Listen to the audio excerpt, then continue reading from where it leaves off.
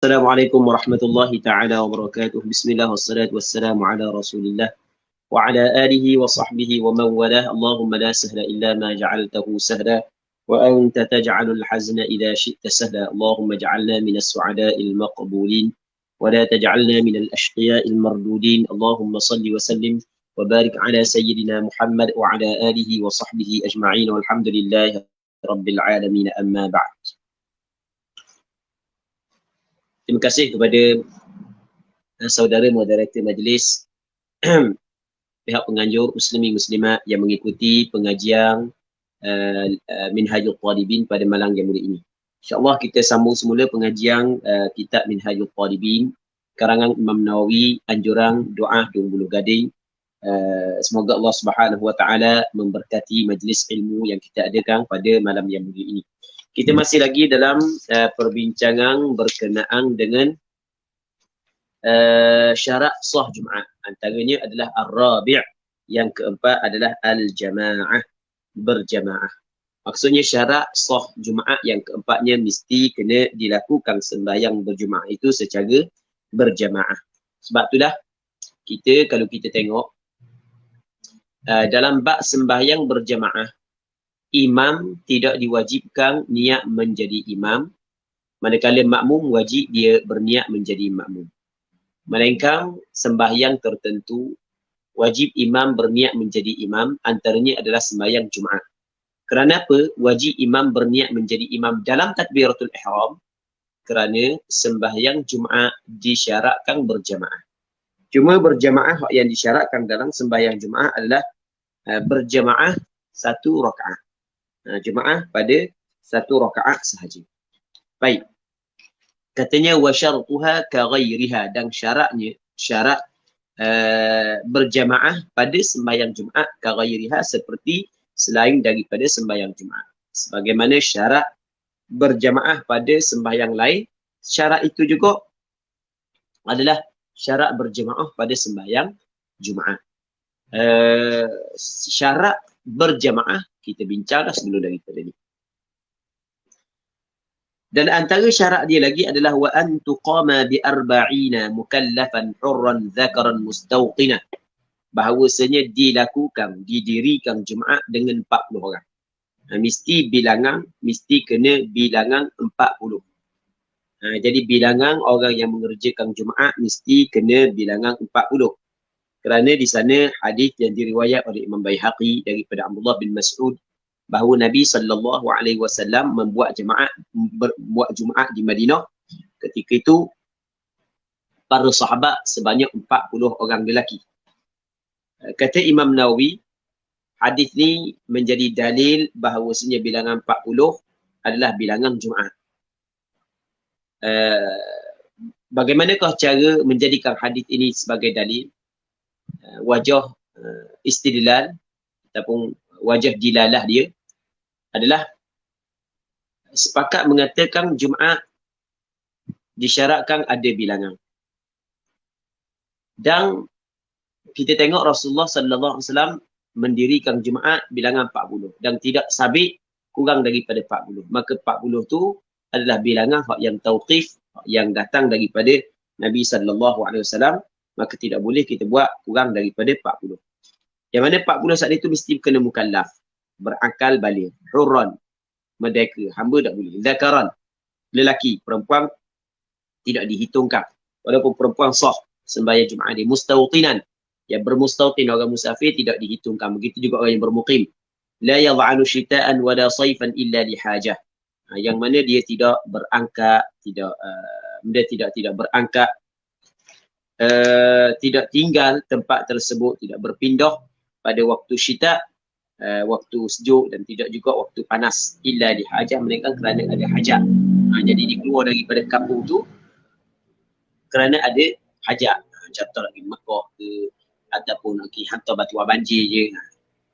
Katanya was-sahihun iqaduha bil marda, kaul yang sahih terjadinya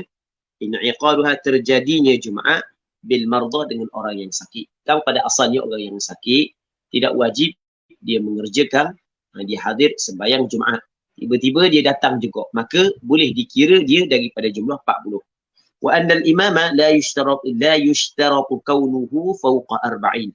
Imam tidak disyarat keadaan dia lebih daripada 40. Maksudnya 40 tu bersama dengan imam. Mesti 40 orang bersama dengan imam. Walau infaddal arba'una aw ba'dhum fil khutbati lam yuhsabil maf'ulu fi ghaibatihim. Sekiranya bersurai ataupun infaddal ni maksudnya berpisah al-arba'un 40. Aw ba'dhum atau sebahagian daripada mereka itu, sebahagian daripada 40, 20 orang ke 10 orang ke, fil khutbah pada ketika khutbah. Lam yuhsabil maf'ulu fi ghaibatihim, tidak dihitung akan perkara yang dilakukan pada ketika ghaib mereka itu. Baik.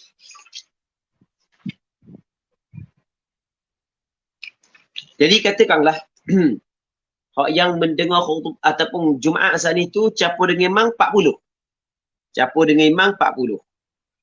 Tiba-tiba ataupun campur dengan imam 41 dah. Contoh. Campur dengan imam 41. Tok Khatib sedang baca khutbah, 40 orang tubik daripada masjid. Itu makna infaddah. Tubik daripada masjid. Tak ada seorang pun hak dengar khutbah. Satu. Ataupun sebahagian daripada mereka itu. Jadi, campur dengan Tok Imam 41. Hak yang duduk, ataupun kita kata campur 40, Tok Imam 40 pun tak apa, 41 pun tak apa, kira dah. Yang penting bilangan 40 tadi itu sebahagian daripada bilangan 40 keluar daripada masjid. 20 orang, tinggal 20 orang lagi duduk dalam masjid. Maka tidak boleh dihitung akan perkara yakni rukun khutbah yang dibuat pada ketika ketiadaan mereka itu. Maksud lam yuhsabil maf'ulu fi ghaibatihim. Tidak dihitungkan akan perkara yang dilakukan. Maksudnya rukun khutbah yang dilakukan fi ghaibatihim ketika ketiadaan mereka itu. Maksudnya nanti kalau dia mari mula benda hak yang dia buat ketika mereka itu tak ada, benda hak yang dibaca ketika mereka itu tak ada, rukun khutbah yang telah diungkapkan oleh khatib ketika mereka tak ada, tidak boleh dihitungkan. Jadi kena baca mula. Baik. Adakah boleh sambung ataupun kena ambil daripada awal mula? Katanya wa yajuzul bina'u ala ma madha in 'adu qabla qulil fasl. Dan harus bina di atas apa hak yang telah lepas jika kembali mereka itu sebelum panjang perceraian. Maksudnya dia tubik dah lama sekejap mari mula. Maka hak yang mereka dah dengar saat itu tidak dihitung, kena baca semula ataupun kena sebut semula rukun khutbah tersebut. Dan tidak perlu ulang daripada awal balik. Bahkan boleh dia sambung khutbah itu. Boleh sambung khutbah itu tapi dengan syarat kalau sekiranya dia pulang balik duduk depan Tok Khatib dalam tempoh yang sekejap. Dalam tempoh yang sekejap. Baik. Itu maksud dia. Kita kena ingat banyak kita dengar istilah bina. Bina ni lawang dia istinaf. Ni kita kena ingat. Bina lawang dia istinaf. Maksudnya bina ni kita sambung. Istinaf makna mula semula. Ketika khatib sedang baca khutbah, sedangkan ahli jemaah 40 orang sahaja. Jadi kalau tak ada sebahagian daripada 40 saat itu, tak cukup bilangan 40. Tiba-tiba sebahagian daripada 40, 20 orang tubik. Senak perut tubik. Nak pergi tandas, 20 orang senak perut. Silap makan gula tadi. Senak perut, tinggal 20 orang. Kalau 20 orang masuk tandas. Tak dengar Tok Khatib baca khutbah. Maka lepas daripada masuk tandas, dia mari mula. Jadi dah berok kejap je. Tapi berok dah jadi kejap, jadi lama pula. 10 minit. Jadi kalau dia mari dah lama, selepas daripada dia keluar, dia mari lama, ghaib lama, kehilangan lama, maka dia tidak boleh dah bina, bahkan kena istinaf. Okay, kita kena beza. Kita kena beza di antara bina dengan istinaf. Bina ni boleh sambung. Istinaf makna mula semula. Tok Khatib baca, Alhamdulillah wassalatu wassalamu ala Rasulillah amma ba'd. Ittaqullah. Okey, Tok Khatib benda memuji Allah Taala, berselawat kepada Rasulullah, berpesan dengan takwa. Tiba-tiba bunyi dagung kat luar tu. Kat luar ni bunyi dagung. Habis pakat tubik belaka. Tinggal 2 orang tu. Hak tua, hak dorok nak bangun, sakit kepala lutut. Hak tu je depan khatib. Orang lain pakat tubik belaka nak tengok tu, kena ambil babah. Lepas tu Tok Khatib panggil, weh mari masuk, weh mari masuk, mari masuk. Dia pun masuk selalu. Ada edang lama manalah. Masuk selalu pada uruf sekejap je. Tubik sekejap tengok, masuk lalu. Baik. Maka ketika tu boleh Tok Khatib teruskan khutbah. Tu makna bina. Jadi 3 dah rukun khutbah. Dia buat dah. Okey, sambung je lah. Sambung. Qala Allah subhanahu wa ta'ala wa idza ra'aw tijaratan aw lahwan faddu ilaiha wa tarakuka qa'ima. Tok Khatib baca ayat tu pula sebagai contoh. Tak sambung balik Tapi kalau lama, mana orang tu kebalangang. Dia pun pakak pergi akak apa semua sekali, apa hospital. Setengah jam baru sampai mula di masjid. Maka ketika tu tidak boleh dah bina. Mesti kena istinaf, ambil daripada awal balik. Okay, kena ingat perbezaan bina dengan istinaf. Bina sambung, istinaf mula semula. Baik. وَكَذَا بِنَاءُ الصَّلَاةِ عَلَى الْخُطْبَةِ إِنْ انْفَضُّوا بَيْنَهُمَا. Seperti ini juga bina sembahyang. Sama bina.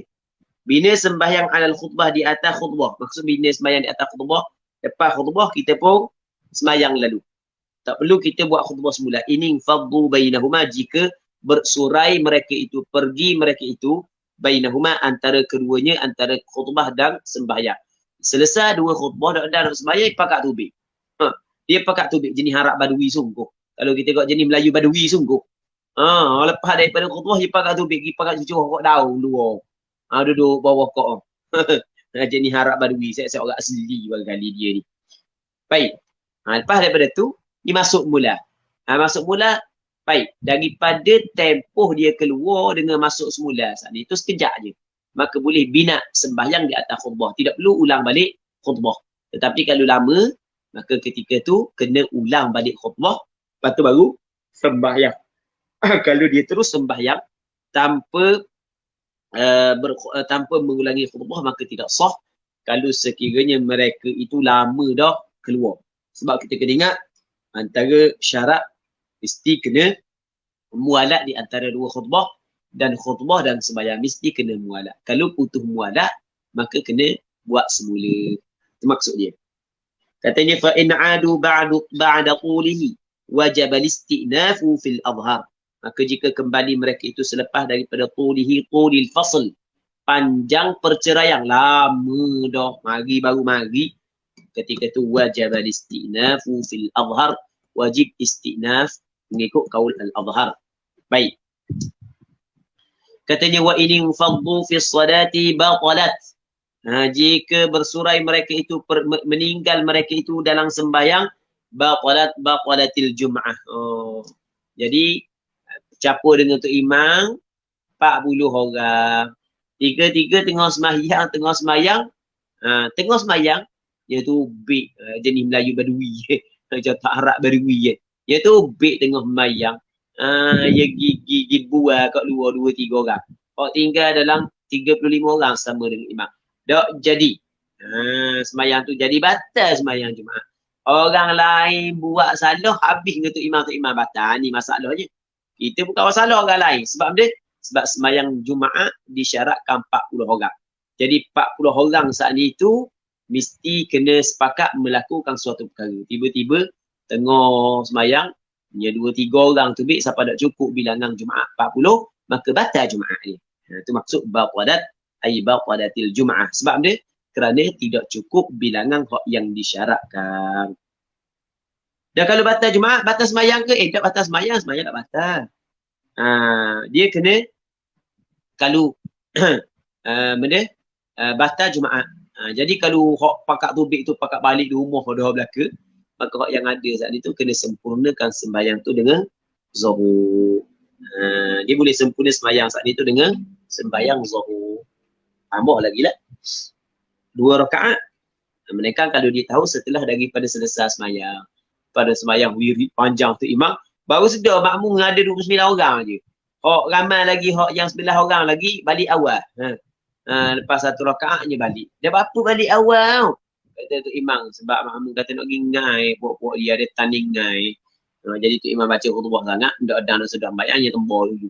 Lepas dia tu imam kat takbir, tempat kat lagi puak-puak dia. Jadi tu imam pembayang baru tahu. Ketika tu tak boleh lah. Sama ada tu mula panggil suruh mari masjid mula, bawa watang sit bagi contoh, ataupun benda pakai semai Zoom dah bayar lah dah buat ni nak mari tadi kita tasian dah panggil mari. Dah mari dah tapi zaman kita tak jadi kini. Mungkin zaman dulu jadi. Di tempat kita, hamba dengar orang-orang tua duk cerita lah. Orang yang masjid tepi-tepi patah, dekat-dekat dengan patah.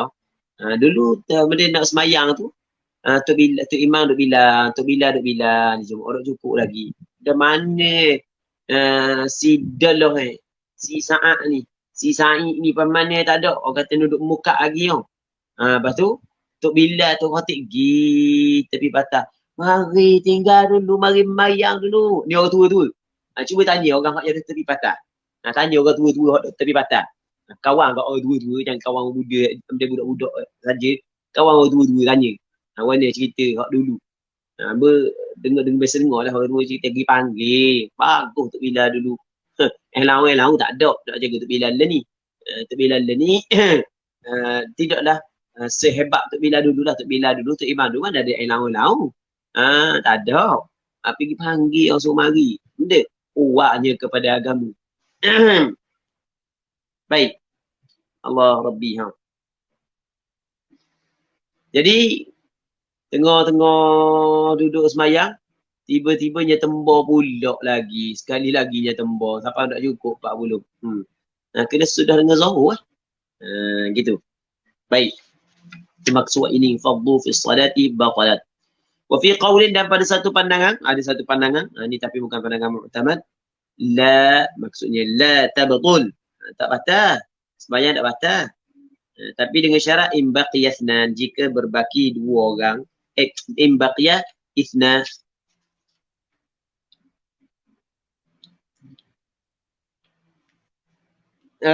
Jika berbaki dua orang. Jika berbaki dua orang. Sebab Jumaat diambil daripada perkataan jam'un kan. Jam'un ni jamak sekurang-kurangnya 3. Jadi dua orang bersama dengan imam lah. Jadi dua orang bersama dengan imam. Baik. Kalau ada dua orang bersama dengan imam, cukup dengan imam 3 orang, tak batal. Tapi yang kurang daripada tu lah. Tapi ada kot pandangan kata kurang daripada tu, dah apa.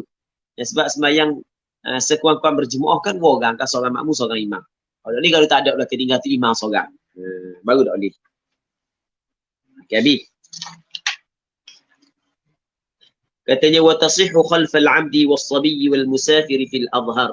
Dan sah al-jum'ah di belakang hamba. Hamba dia tidak wajib Jumaat. Hamba tidak dihitungkan daripada bilangan 40. Tapi kalau dia sembahyang Jumaat, sah. Okey, dia sembahyang Jumaat, sah. Tiba-tiba hamba lelaki ni dijadikan imam. Jadi gini mu jadi imam sebab mu sedap bacaan walaupun mu hamba.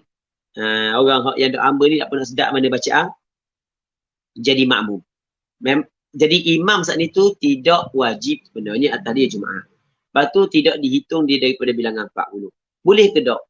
Kata dia sah, tak ada masalah. Sah Jumaat di belakang hamba.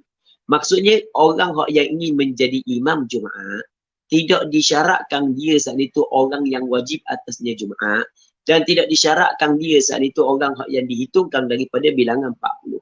Orang yang tidak dihitungkan daripada bilangan 40 dan orang yang tidak wajib atasnya Jumaat pada asalnya pun sah jadi imam. Itu maksud wa tasihu khalfal 'abd. Tapi hamba ni hamba lelaki. Wasabi dan kanak-kanak. Tapi kanak-kanak di sini, kanak-kanak lelaki yang mumayyiz. Kanak-kanak yang tidak mumayyiz tidak sah. Semayang dia tidak sah. Kanak-kanak yang belum mumayyiz, ni kira-kira kanak-kanak yang mumayyiz. Umur dia 10 tahun tapi dia hafiz Quran dah balik lagi dia. Okey, kanak-kanak yang mumayyiz. Boleh tak kita nak lantik dia jadi imam? Boleh. Sah. Walaupun tidak wajib atas dia. Sembahyang Jumaat dan tidak dihitung dia daripada bilangan 40 sebab dia kanak-kanak. Sama juga wal musafir, orang yang bermusafir ni fil adhhar mengikut kaul al adhhar. Tapi dengan syarat idza tamma al adad bi ghairi. Apabila sempurna bilangan 40 al adad ay adadul arba'in ataupun bilangan 40 bi ghairi al 'abd was sabi wal musafir. Tapi bilangan 40 tadi kena cukup dengan orang lain lah. Orang yang dinamakan sebagai ahlul kamal. orang yang cukup syarat, yang dihitungkan 40 saat itu, orang merdeka, orang yang berakal, orang yang balik, orang yang mustautin, yang kita sebut sebelum daripada ni. Lelaki, yang kita sebut sebelum daripada ni. Baik, kalau tidak cukup bilangan dengan orang lain, campur dengan dia baru cukup, itu tak jadi Jumaat. Tak jadi Jumaat. Sebab Jumaat mesti 40 orang yang cukup syarat dia. Okay, habis. Seterusnya katanya, walau banal imamu junuban atau muhdisan sahat jum'atuhum fil azhar. Sekiranya nyata imam dia orang yang berjunub ataupun orang yang berhadas, sah Jumaat mereka itu fil azhar in tammal adadu bi ghairi. Jika sempurna bilangan 40 dengan orang lain. Kalau kita sembahyang berjemaah, lepas daripada selesai sembahyang berjemaah, tiba-tiba tu imam kabur dia berjunub. Adakah wajib kita kena ulang balik? Kita sebagai makmum wajib kena ulang balik sembahyang kita? Kata ulama, dak, sah dah sembahyang kita. Sama juga lepas daripada sembahyang tu imam kata dia ingat ambil. Lepas daripada sembahyang tu imam kabur dia ingat ambil wudu. Maka adakah kita kena sembahyang mula? Dah, sah sembahyang kita. Kerana berjunub dan berhadas adalah perkara yang tersembunyi. Kita tak tahu siapa berjunub, siapa berhadas. Dia tak ada tulis. Tak ada tanda atas kepala. Tak ada tanda atas dahi. Tak ada tanda di muka. Orang ni berjunub, orang ni tak. Tak ada tanda. Jadi kita tak tahu. Jadi kalaulah tu imam tu, kalau kita sembahyang berjemaah, tu imam berjunub, lepas daripada dia berjunub, lepas daripada sembahyang baru dia kabur. Atau baru kita tahu. Dia ingat mandi wajib, dia ingat ambil wudu, maka sah sembahyang kita. Sembahyang kita sah. Sembahyang kita sah. Itu pada masalah sembahyang berjemaah. Sama juga dengan sembahyang Jumaat. Sekiranya nyata imam berjunub ataupun orang yang berhadas, sah Jumaat mereka itu. Tu imam tu tak jadilah kena sembahyang bulan lah, tapi sah. Jumaat dia sah. Fil azhar. Tapi dengan syarat intammal adadu bi ghairi. Jika sempurna oleh bilangan 40 dengan lain daripada imam. Tapi kalau dah 40 sekali dengan tu imam, ada orang lain. Jadi apabila tu imam dah sah sembahyang, jadi hanya tinggal 30. Itu tak jadi. Baik. Wa illa fala. Dan jika tidak. Maksudnya jika tidak sempurna bilangan 40 dengan orang lain. Bukan sempurna dengan imam. Campur dengan imam baru cukup 40. Fala, maka tidak. Maksudnya tidak, maka tidak sah Jumaat mereka itu. Wa illa fala, dan jika tidak begitu, maka tidak sah Jumaat mereka itu. Habis. Katanya, وَمَنْ لَحِقَ الْإِمَامَ الْمُحْدِثَ رَاكِعًا لَمْ تُحْسَبْ رَكَعَتُهُ عَلَى الصَّحِيحِ. Sesiapa yang mengikutilah ia akan imam yang muhdith. Imam yang berhadas. Raki'an, hal keadaan dia imam orang yang rokok. Dia siapa? Itu imam rokok. Allahu Akbar. Lalu dia rokok bersama dengan imam. Cakap kita dia masbuk. Sehingga dia tidak sempat untuk membaca kesemua Fatihah ataupun sebahagian daripada Fatihah. Lepas tu dia sempat, lepas tu dia betul imam rokok, dia pun rokok bersama dengan imam untuk mendapatkan rakaat tersebut. Dalam kita belajar bab muwafiq masbuk dulu, apabila makmum masbuk, kalau dia sempat membaca Fatihah sekadar beberapa ayat, wajib dia kena baca Fatihah sekadar beberapa ayat sebelum daripada dia rokok. Baik, kalau dia tidak sempat dah baca Fatihah sebab dia sampai imam duduk dalam keadaan rokok, maka dia akan takbiratul ihram dan teguh rokok. Kalau sekali sempat rokok bersama dengan imam, maka dia sempat rakaat tersebut, dia dang rakaat tersebut. Fatihah tu gugur daripada dia. Fatihah gugur daripada dia. Fatihah gugur. Baik. Fatihah gugur. Dan Fatihah dia ditanggung oleh imam. Cuma imam yang ingin tanggung Fatihah dia mesti kena cukup syarat. Syarat yang pertama, mesti imam saat itu sah sembahyang. Imam tidak berhadas. Imam yang tidak sah sembahyang macam mana dia nak tanggung Fatihah makmum. Tu kena ingat. Sebab tu dia katakan sesiapa yang mengikuti akan imam yang berhadas. Jadi imam ni sembahyang dia tidak sah. Ketika imam rakaat, maksudnya dia tidak sempat baca Fatihah, lam tuhsab raka'atuhu 'ala sahih. Tidak dihitungkan rakaatnya di atas mengikut kaul yang sahih. Rakaat tu tidak dikira. Ini masalah ni kita belajar dalam bab muwafiq masbuk sebelum daripada ni. Al-khamis, yang kelima. Maksudnya syarat yang kelima. Khutbatani qabla as-salah. Dua khutbah sebelum daripada sembahyang. Dua khutbah sebelum daripada sembahyang. Mesti sebelum daripada sembahyang Jumaat ada dua rukun khutbah, ada dua khutbah. Tidak sama dengan sembahyang raya. Sembahyang raya dua khutbah selepas daripada sembahyang raya. Khutbah selepas daripada sembahyang raya hukum dia sunat. Dua khutbah sebelum daripada sembahyang Jumaat hukum dia adalah wajib. Itu syarat yang kelima. Mesti kena baca khutbah baru sembahyang. Orang sembahyang Jumaat tanpa baca khutbah sebelum daripadanya tak sah sembahyang. Orang yang tak dengar khutbah sah sembahyang Jumaat dia, tapi dengan syarat yang dengar saat itu cukup 40 bersama dengan imam. Wa arkanuha khamsah, dan rukun wa arkanuhuma khamsah, rukun dua khutbah 5. Dia dua khutbah. Rukun dua khutbah 5. Rukun dia. Yang pertamanya hamdulillah ta'ala, memuji Allah. Memuji Allah ta'ala dah kira bentuk dia pun. Alhamdulillah, ahmadullah, nahmadullah, hamdan lillah. Boleh. Puji Allah ta'ala.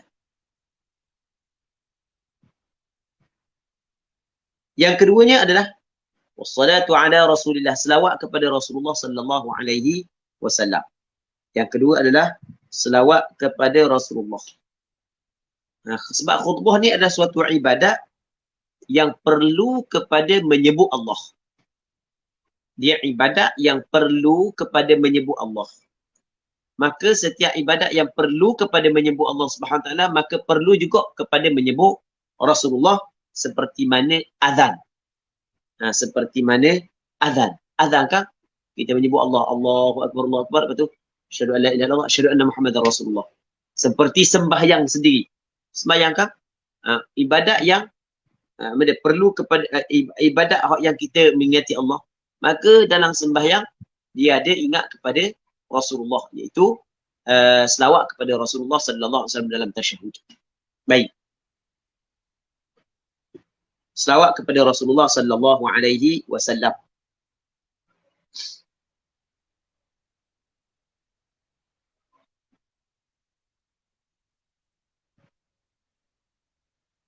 Katanya walafdhuhuma, dan lafaz keduanya muta'ayyan, tertentu. Mesti kena lafaz hamdullah, puji Allah. Lafaz hamd. Sama hamd guna perkataan hamdun, hamdan, ataupun alhamdulillah, ataupun kita guna perkataan hamdalillah, alhamdulillah. Ataupun kita guna perkataan ahmadullah, nahmadullah. Boleh berlaku. Tak boleh tukar perkataan lain nak kata hamdur rahman, hamdur rahim. Tak boleh. Sana'ur rahman, as-sana'u ala Allah. Tak boleh. Mesti kena guna lafaz hamd Allah. Mesti kena selawat kepada Rasulullah. Allahumma salli ala Muhammad. Tak boleh nak tukar benda lain. Allahumma barik ala Muhammad. Tak boleh. Allahumma barik ala Muhammad. Allahumma ahsin ila Muhammad. Tak boleh. Mesti kena selawat. Walafdhuhuma muta'ayyan, lafaz keduanya mesti tertentu. Yang ketiganya wal wasiyatu bit taqwa, dan wasiat dengan takwa, berpesan dengan takwa. Wala yata'ayyanu lafdhuha 'ala as-sahih, dan tidak tertentu lafaznya lafaz wasiat bit taqwa. Tidak tertentu lafaz ni. Tidak tertentu lafaznya.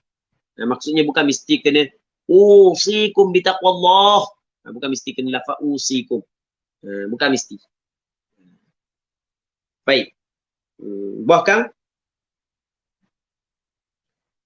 dengan lafaz yang lain pun tidak menjadi masalah. Dengan lafaz yang lain pun tidak menjadi masalah. Baik. Ittaqullah. Kita kata, tidak kata usikum bi taqwallah. Dia kata ittaqullah. Hendaklah kamu bertakwa kepada Allah. Baik. Okey, katanya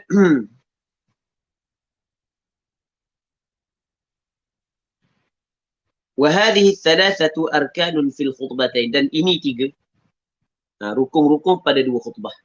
Hadhihi mubtada arkanul khabar. As-salasatu badal bagi hadhihi. Tiga ini memuji Allah, berselawat kepada Rasulullah, wasiat dengan taqwa. Tiga ni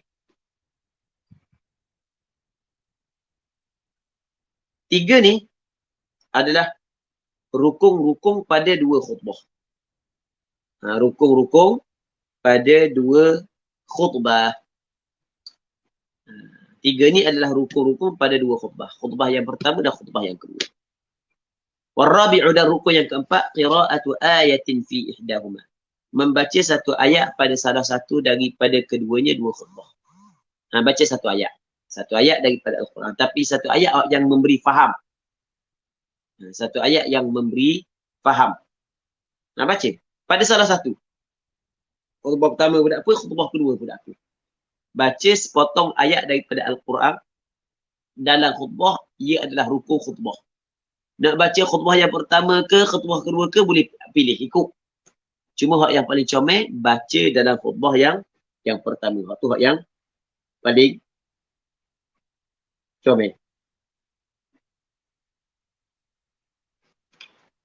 Baik. Katanya, waqila kata qil fil ula, ay fil khutbatil ula. Kata qil, tertentu baca ayat saat itu pada dalam khutbah yang pertama. Waqila fihi, dan kata qil pada keduanya. Khutbah yang pertama baca, khutbah yang kedua baca. Waqila la tajib, dan kata qil tidak wajib. Tak wajib pun baca ayat Al-Quran dalam khutbah. Baik. Jadi ada beberapa pandangan di sini. Ada beberapa pandangan. Pandangan yang pertama, ni pandangan mu'tamad, mesti kena baca sepotong ayat daripada Al-Quran. Tak kira nak tak dah khutbah pertama pun tak apa, khutbah kedua pun tak apa. Pandangan yang kedua, kata kena letak pada khutbah yang pertama. Pandangan yang ketiga, kata kena letak dua-dua khutbah. Khutbah pertama pun ada, ayat khutbah kedua pun ada.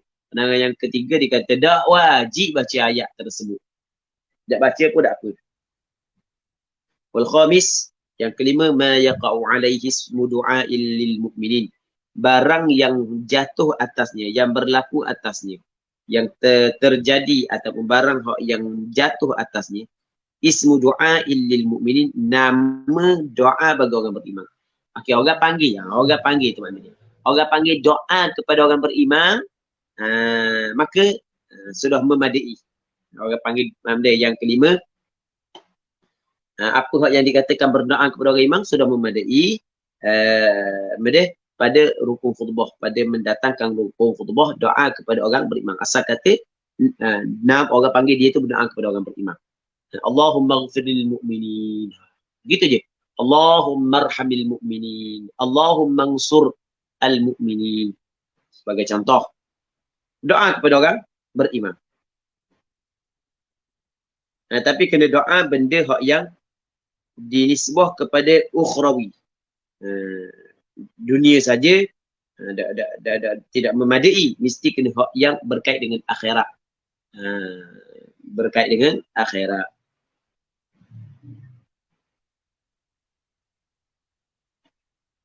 Allahumma ghfir lil mu'minin, mudah. Yang mana doa bagi orang beriman ni fi tsaniyati, ay fil khutbati tsaniyah, pada khutbah yang kedua. Khutbah yang kedua. Jadi doa ni dalam khutbah yang kedua. Wa qil, dan kata qil la yaji'u ma yaqa'u alaihi ismu du'a'il lil muslimin. Tidak wajib. Tidak wajib. Baik. Jadi pendek kata rukun khutbah 5 ni mudah je. Kalau kita buat khutbah ni kejap je. Alhamdulillah. Salatu wassalamu ala Rasulillah. Amma ba'd, ittaqullah. Qala Allah subhanahu wa ta'ala, inna a'tainaka al-kautsar wa shalli li rabbika wanhar, inna shani'aka huwal abtar. Kita duduk sekejap, bangun pula. Alhamdulillah. Salatu wassalamu ala Rasulillah.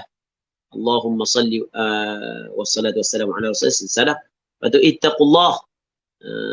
Allahumma ighfir lil mu'minina wal mu'minat.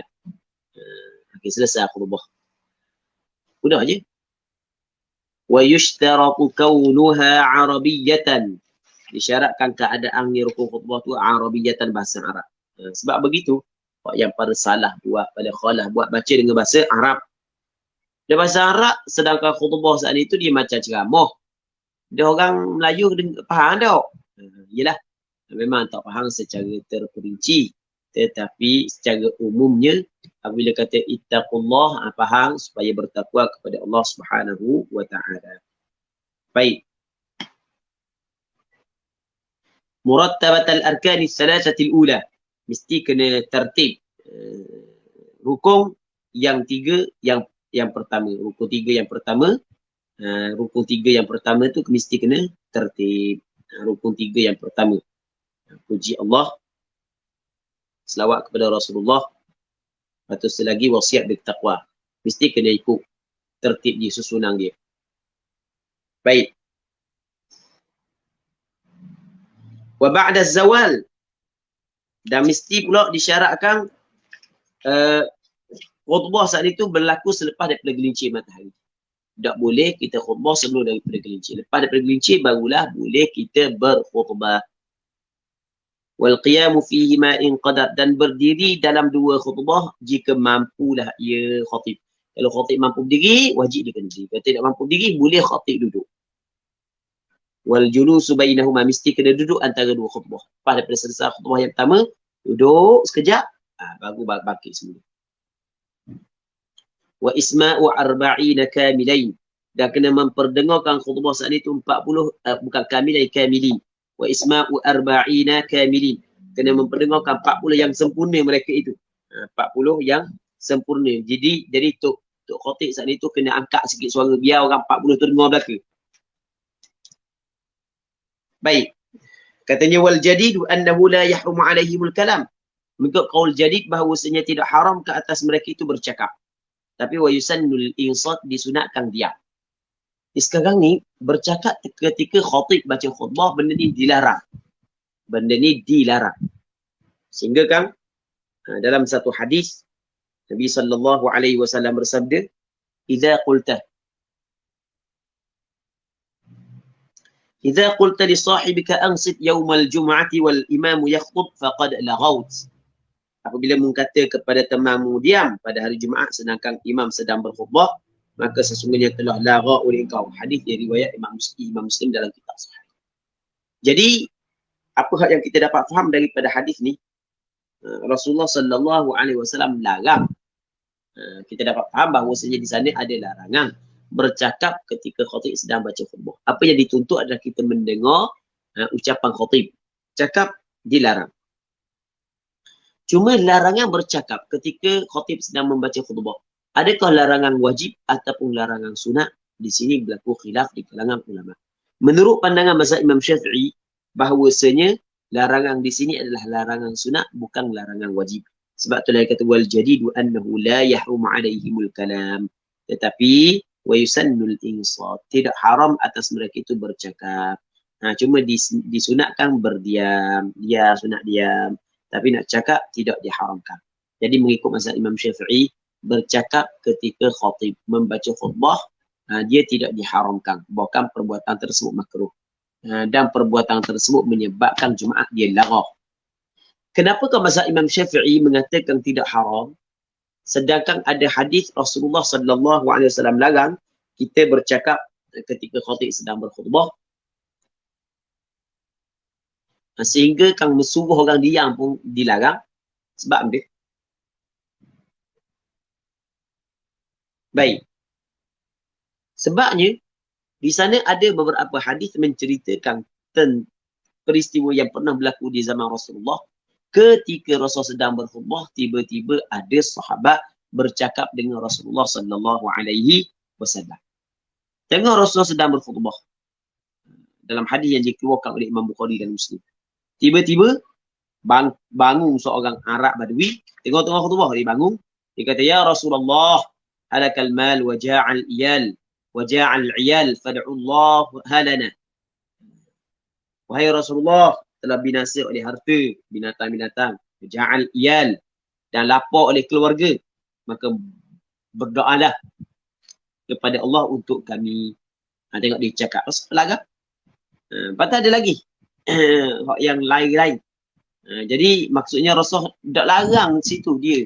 Tak larang dia. Bahkan Rasul ikut dia bila dia itu Rasul berdoa kepada Allah Subhanahu wa ta'ala. Jadi ketika Rasulullah dalam khutbah ada kadang-kadang disebut dalam hadis ada sahabat bagi cakap dengan Nabi sallallahu alaihi wasallam. Maka gabung ke semua dalil sebab itulah mazhab Imam Syafi'i kata tidak haram bercakap ketika khatib sedang berbaca khutbah, tapi sunat diam. Cakap ukur dia makruh, tidaklah sampai kepada haram. Baik, dilarang. Waktu jelas dilarang tu jelas. Cuma larangan makruh ke larangan haram di sini berlaku khilaf. Qultu, berkata oleh aku, al-asahu anna tartib al-arkani laysa bisyarh. Bahawasanya tertib segala rukun khutbah bukanlah syarat. Tertib bukan syarat. Wallahu a'lam. Tertib bukanlah syarat. Baik. Anak pernah dijemput untuk berkhutbah. Bukan membaca khutbah, berkhutbah. Dia cerita lama dah. Jadi anak pun berkhutbah. Tengah kita khutbah yang kedua. Kita alhamdulillah thumma alhamdulillah. Atau alhamdulillah ala na'ma'i. Alhamdulillah kita khutbah muqaddimah. Ana lupa baca wassalatu wassalamu ala rasulillah. Tapi ittaqullah nasbu. Terlupa. Tapi lepas daripada ittaqullah baru kita ingat, oh kita dah baca lagi wassalatu wassalamu ala rasulillah. Maka kita baca wassalatu wassalamu ala rasulillah, selawat kepada Rasulullah selepas daripada kita berpesan dengan takwa. Boleh ke tak? Tengok.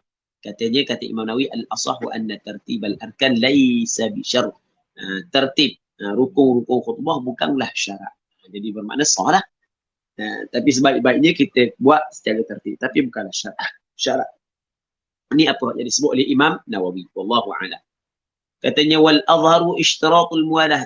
Al-azhar, pandangan al-azhar disyaratkan muwalah. Berturut-turut. Berturut-turut di antara rukun khutbah dan di antara khutbah dan di antara sembahyang.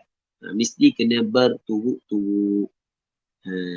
Baik, jangan ada perceraian yang lama di antara satu rukun khutbah dengan satu rukun khutbah yang lain. Hak paling teruk berapi khutbah tapi tinggal rukun khutbah. Itu paling teruk lah. Okey. Seterusnya katanya, dan syarat yang berikutnya adalah wataharatul hadathi wal khabath. Kena suci daripada hadas, sama ada kecil ataupun ada besar. Wasatri, dan menutup aurat. Suci daripada hadas, sama ada kecil ataupun ada besar. Wal khabath, dan kekotoran, yakni najis yang tidak dimaafkan pada pakaian, badan dan tempat sembahyang. Wasatri, dan disyaratkan menutup aurat. Jadi untuk khatib yang nak baca khutbah saat itu disyaratkan menutup aurat. Tusannu ala mimbar, dan disunatkan khutbah di atas mimbar au murtafi'in, ataupun di atas tempat yang tinggi. Lepas tu wa yusallimu ala man 'indal mimbar, dan memberi salamlah ia khatib atas mereka yang ada di sisi mimbar. Jadi khatib mari terus bagi salam kepada orang yang di atas dekat dengan mimbar tu. Ni atau khatib yang masuk dalam masjid lah. Dia sebenarnya khatib bagi lewat kan. Masih masuk dalam masjid tu, sunat dah bagi salam orang yang ada sekitar mimbar saat itu. Wa ayyuqbil alaihim idza sa'id, dan bahawa berhadaplah ia khatib atas mereka itu apabila naiklah ia akan mimbar. Naik atas mimbar ia kena hadap lalu kepada makmum. Wa yusallimu alaihim, dan memberi salamlah ia atas mereka itu. Wa yajlis, dan duduklah ia khatib. Thumma yu'adzan,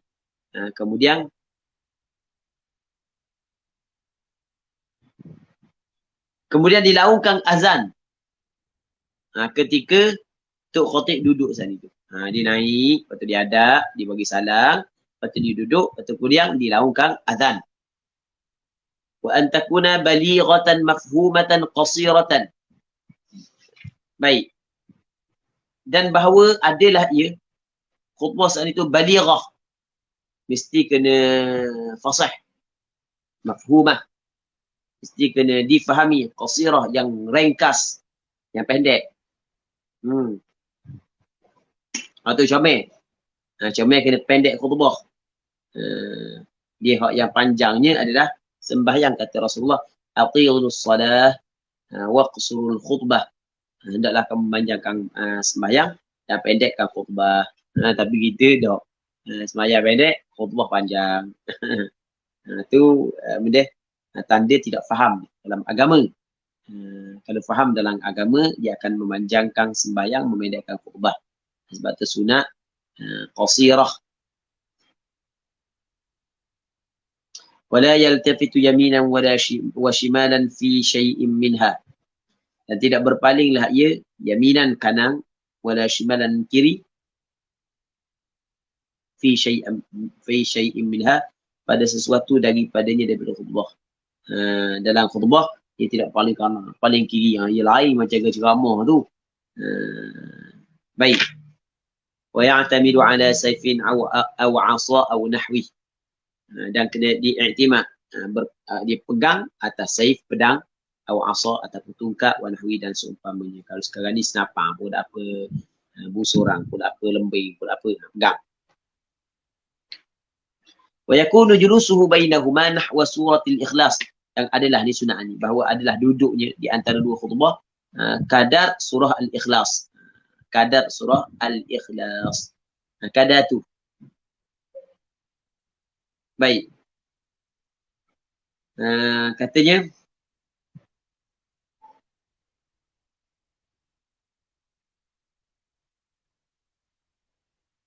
Katanya wa idza faragha syara'a al-mu'adhdhin fi al-iqamati wa badara al-imam liyablugha al-mihrab ma'a faraghihi wa yaqra'u fi al-ula al-jum'ati wa fi al-thaniyati al-munafiqin. Apabila selesailah ia, selesai khatib daripada khutbah, syara'al muadzin fil iqamah, masuklah muadzin dalam iqamah. Mulalah muadzin saat itu melakukan iqamah. Wa badarul iman, dan bersegera oleh imam liyablughal mihrab, supaya sampailah imam akan mihrab ma'a faraghihi, serta selesainya azan. Jadi itu imam saat itu turun daripada mimbar saat itu sampai ke mihrab, tempat dia jadi imam. Dia sama dan dengan selesai azan. Jangan main lagi atas tu. Balah wa asak dua apa sekali, jangan. Wa yaqra'u fil ula al-jum'ah, dan membacalah ia pada rakaat yang pertama akan surah Jum'ah, wa fi tsaniyati al-munafiqin, pada rakaat yang kedua surah al-munafiqun. Baca jahran dengan nyaring. Sunat baca dengan nyaring. Baik. Seterusnya katanya faslun fil aqsalil masnunati fil Jum'ah. Allah Subhanahu wa ta'ala a'la wa a'lam. Tengok soalan pula Tengok soalan pula.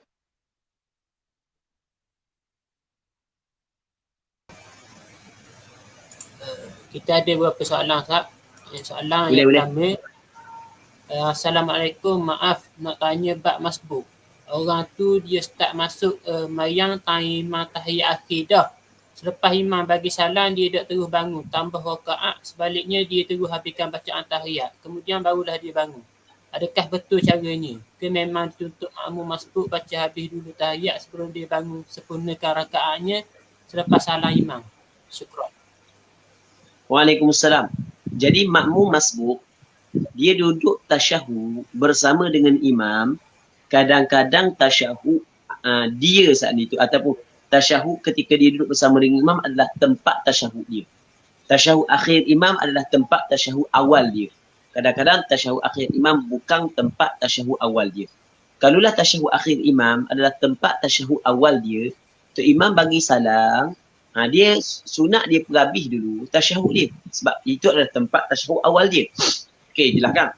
Maksudnya kalau dia tak bangun selalu pun tidak menjadi masalah. Tetapi kalaulah tempat tasyahud akhir imam bukan tempat tasyahud dia, maka apabila tu imam bagi salam, dia mesti kena bangun selalu. Sebab dia buat tasyahud, sedangkan itu bukan tasyahud dia, adalah kerana dia mengikut imam. Ketika imam bagi salam, maka terputus dah ikatan di antara dia dengan imam, maka tidak boleh lagi dia meneruskan untuk menghabiskan tasyahud. Bahkan wajib dia kena bangun. Kalau sengaja dia masih lagi tunggu setelah daripada tu imam bagi salam, maka batal sembahyang dia. Allahu a'lam.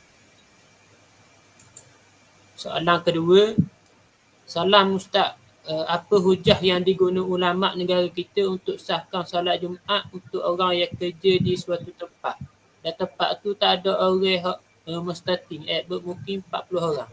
Soalan minggu lepas. Wallahu a'lam. Wallahu a'lam. Hamba tak tahu hujah dia bagaimana. Hamba tak tahu. Wallahu a'lam. Jadi pada malam ni setakat tu je lah Ustaz. Okey, boleh. Soalan. Jadi untuk yang seterusnya saya banyak-banyak terima kasihlah kepada Ustaz dan kepada semua yang hadir majlis kita pada malam ini. Semoga apa yang kita buat ni dibalas oleh Allah Subhanahu Wa Taala dengan sebaik-baik balasan. Amin. Dan saya juga banyak-banyak minta maaf jika ada salah silap masa handle majlis ini. Jadi untuk yang terakhirnya, marilah kita tutup majlis kita dengan tasbih kafarah dan suratul As. Subhanakallahumma bihamdika asyhadu an la ilaha illa anta astaghfiruka wa atubu ilaik.